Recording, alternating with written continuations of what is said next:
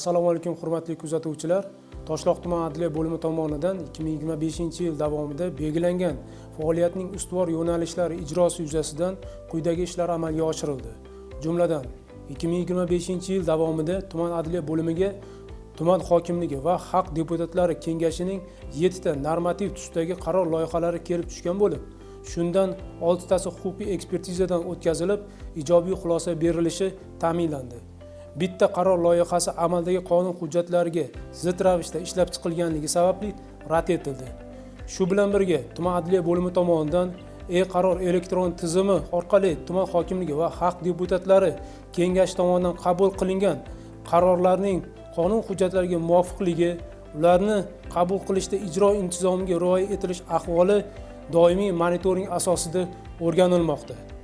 Jumladan, Vazirlar Mahkamasining 2021-yil 22-iyundagi 390-son qarori bilan mahalliy davlat hokimiyati organlarining qarorlari va farmoyishlarini e-qaror elektron tizimi orqali ishlab chiqish, kelishish, qabul qilish, ro'yxatga olish va e'lon qilish tartibi to'g'risidagi nizom talablariga zid ravishda ijro hokimiyati va vakillik organlari tarkibiy bo'linmalari tomonidan e-qaror elektron tizimi orqali kelib tushgan hujjat loyihalarining nizom talablariga zid ravishda ijro hokimiyati va vakillik organlari tarkibiy bo'linmalari tomonidan e-qaror elektron tizimi orqali kelib tushgan hujjat loyihalarini nizomda belgilangan muddatlardan kechiktirib kelishi va tasdiqlanishi 58 ta holatda yo'l qo'yilib, ijro intizomi talablariga rioya etilmaganligi aniqlandi.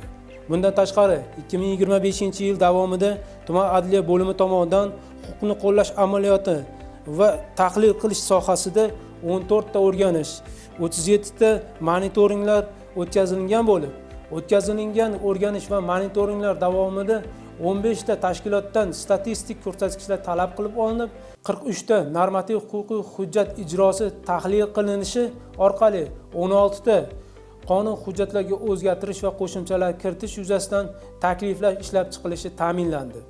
2025-yil davomida Toshloq tuman adliya bo'limiga jami 231 ta murojaatlar kelib tushgan bo'lib, shundan 118 tasi bevosita idorada, 110 tasi o'tkazilgan sayyor qabullar davomida, 3 tasi adliya boshqarmasidan hal etish uchun kelib tushgan.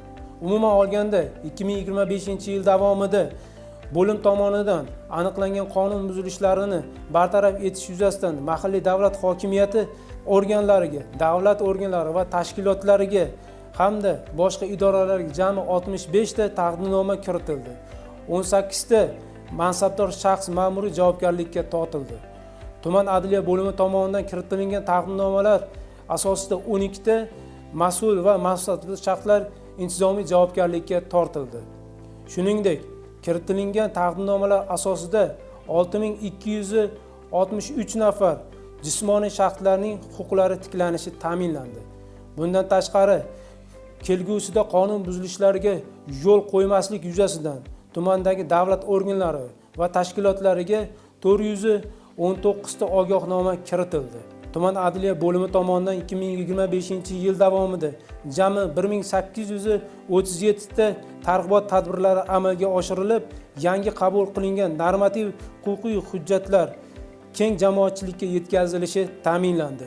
Qonun hujjatlarini yetkazish hamda respublika, viloyat, tuman, mahalla prinsipi bo'yicha huquqiy targ'ibot ishlarini to'g'ri tashkil etish maqsadida huquqiy targ'ibotning innovatsion usullaridan keng foydalanishni, shu jumladan web texnologiyalarini qo'llashni kengaytirishni ta'minlash bo'yicha Telegram va Facebook ijtimoiy tarmoqlarida Toshloq tuman adliya bo'limi sahifalari va guruhlari tashkil etildi.